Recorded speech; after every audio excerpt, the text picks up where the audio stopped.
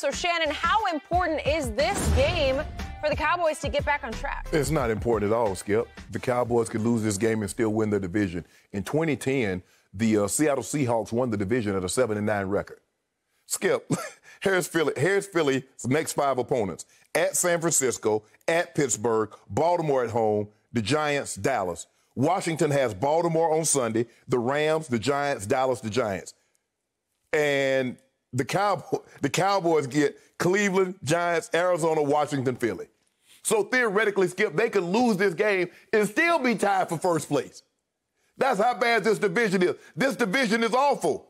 So all you care about, yes, Skip, yes, you want to get on the right track. Yes, you would like to be 500 at the quarter pole. But it's not a make or break. I can see if you're in one of these, you're in one of these, say you're in the NFC North with Green Bay, and you don't want to get Green Bay to get too far ahead of you.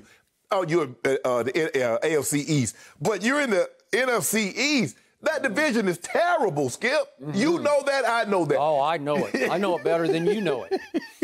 So for them, yeah, you want to win the game. Skip, you want to get the taste of losing because theoretically you know you should be over, but you found a way to win one ball game. And so for me, Skip, I don't think it's a must win. I know it's not a must win, not at the quarter pole when the division is so terrible. But the Cowboys defense, Skip, they're going to have to play better. They're 30th in scoring D, 28th in pass D, 23rd in rush D, and they only have 2 takeaways. Only 2 teams have fewer takeaways, the Jets and the Jags. Skip, that's a list you never want to be on. If you're on a list with the Jets and the Jags, Skip, you're not very good. Jerry Jones is not paid this kind of money, does not bring in this kind of coach, have this kind of turnover, pay the amount of money that he's paying to his players to be on a list with the Jets and the Jags. Well, that's where they are right now. So for me, Skip, it's not a make or break. But old Shake and Bake coming in town, and Myles Garrett going to get him a couple sacks. I can see 2.5 sacks, forced fumble, couple of tackles for losses. Odell and Jarvis break out of their slumps, get big. Oh, they lick at their chop. Like you told me how Dak was licking his chop and CD was licking his chop going to Seattle. Odell and Jarvis and them and Hooper like, money, yeah. Yep. You are right about everything you just said. But you don't look at it the way I look at it. So now it's my turn. For me, this is from my point of view, this is make or break, do or die, this Sunday at Jerry World. 1 o'clock Eastern, noon Central Time, 10 a.m. here on the West Coast. Be there, because this is it for me. And I'll tell you why. I'm talking about if this team is what I thought it was before the year started, a fringy Super Bowl contender, a possible could take off and become a legit threat to get through the NFC. You had them to the NFC Championship game, okay, losing to Tampa. Okay, I did. So they would be a legit threat to get to this Super Bowl, which is, by the way, going to be played in Tampa. It has to be now. You have to start somewhere, and it has to be now. Everything you said about this division is so just frighteningly true, because I don't want to repeat last year. Last year, I just wanted my team to be put out of its misery, and the Eagles and the Giants and the Redskins could not put Dallas out of its misery last year. Dallas went 8-8, but hung right in the division race until almost the last drop, which was at Philadelphia the game before the last game. Yep. And if they win it, they win the division, right? Yep. And 9-7 wound up winning the division. Mm-hmm. It's wrong. It's not what I had in mind. I don't want to have to root for a default division winner. I don't want to have to root for a counterfeit playoff team that I'll know in my heart of hearts it's got no shot. I don't want to see, let's say, New Orleans. Let's say New Orleans is the wild card team out of the South. Right. I don't want New Orleans to come to Dallas for a playoff game, first-round playoff game. Obviously, it'd be on wild card weekend. Right. Is that how it's going to work with yes. the new team? I guess so. And because you only have one bye. Only the number 1 seed will get a bye. So, right, so let's just say, for sake of argument, New Orleans comes to Dallas for a playoff game. Dallas gets a home playoff game, going 8-8, winning the division, surviving the division. Right. Then watch what'll happen. New Orleans will go up 30-3, and then Dak will get hot, and he'll bring them all the way back, and they'll lose 38-35 to Drew Brees. Right. I don't want to watch it. I can't. My heart can't take it anymore. my soul can't take it anymore. I'm sick and tired of this 8-and-8-ishness. It's hard to watch. It's hard to watch the all-time dramatic comeback in Seattle fail. Right. And it's hard to watch them, by miracle, pull out a win against Atlanta they did not deserve. Right. They didn't play well enough to beat Atlanta. It's hard to watch them come back on the Rams and then get burned and robbed by a bogus push-off offensive pass interference. They lost. They came to your restaurant after the game. They took the L. And I can't defend it because it happened. Right. It's on the one-loss record right now. They are 1-2. And to your point, the Giants are 12.5-point underdogs.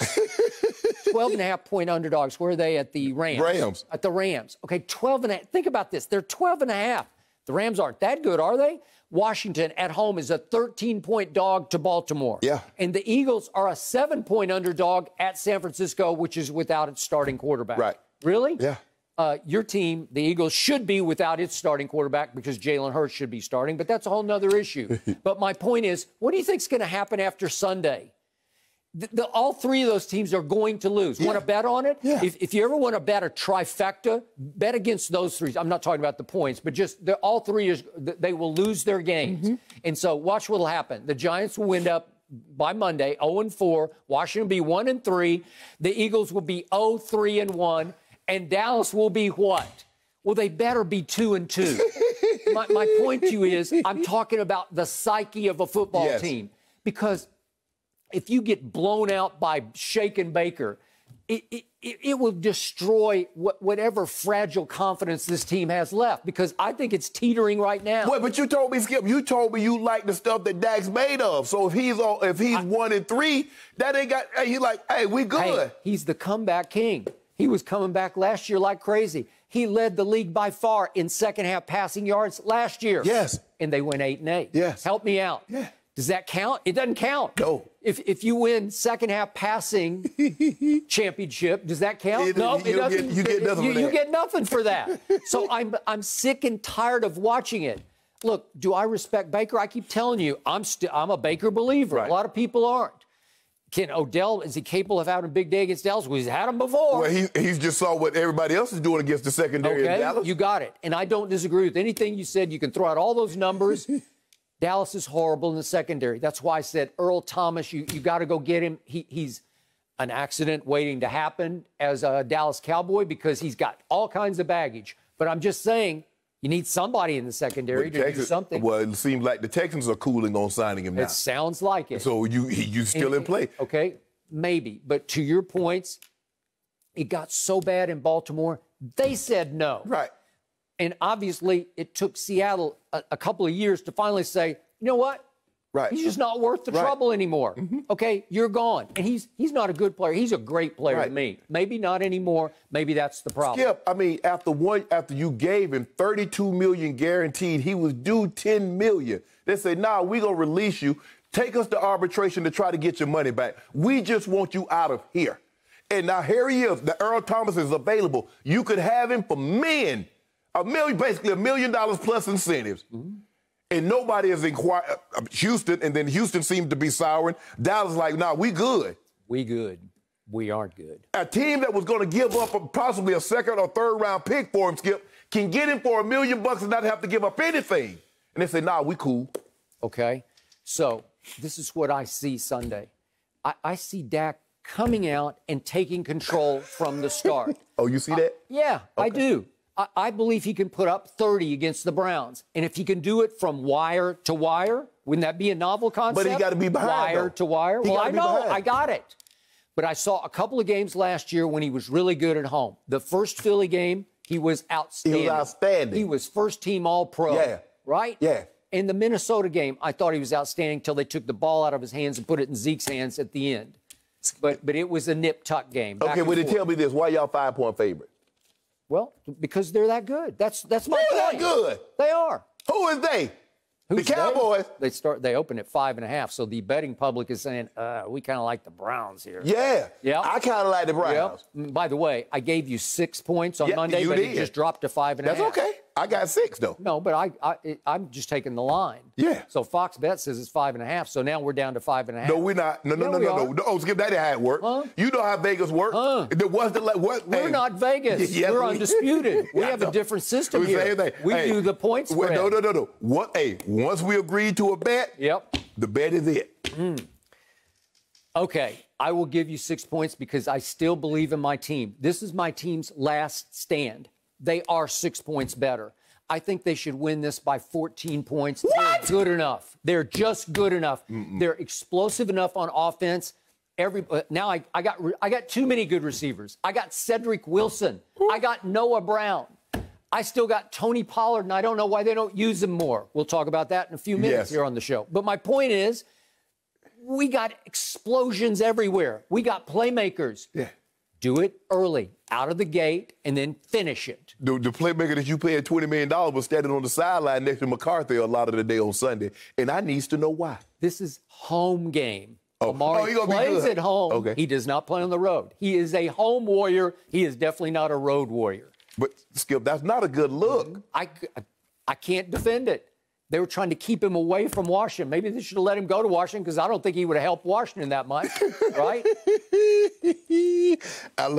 But, Skip, this is not a must-win for you guys. Well, for me, it is. For me, I don't care what you say. It is for me, and I believe they're going to win it, and I believe they're going to take off. The only reason you want them to win because you don't want me coming here on Monday. No, it's not that. No, it's not. It's for long term. I need legitimate. Skip, this division's going to be terrible long term. I just explained to you, I don't care.